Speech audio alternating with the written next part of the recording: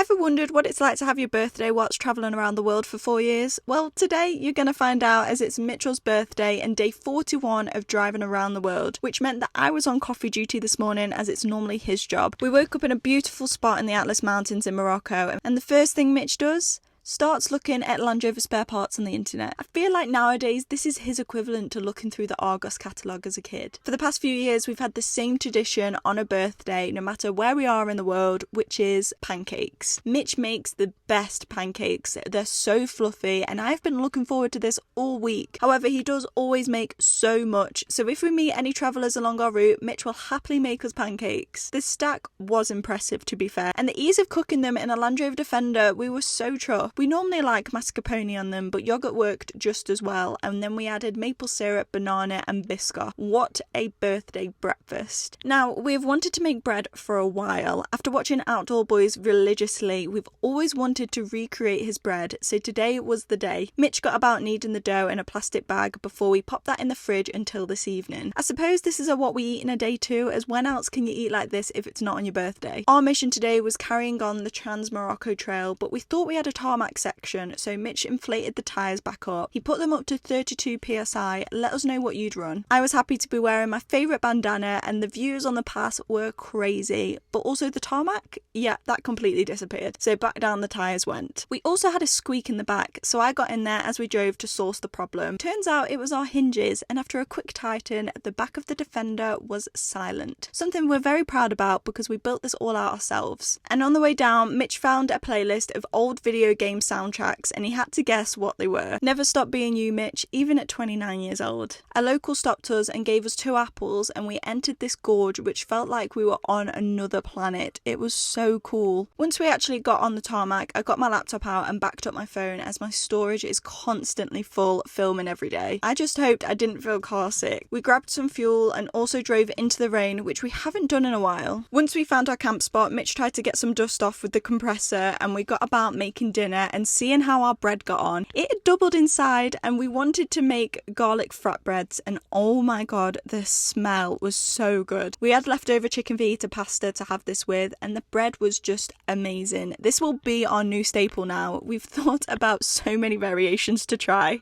It's so sad, but I can't wait. Once we were in a food coma, it was a quick call to some of Mitch's family before it was time for bed. We'll see you tomorrow.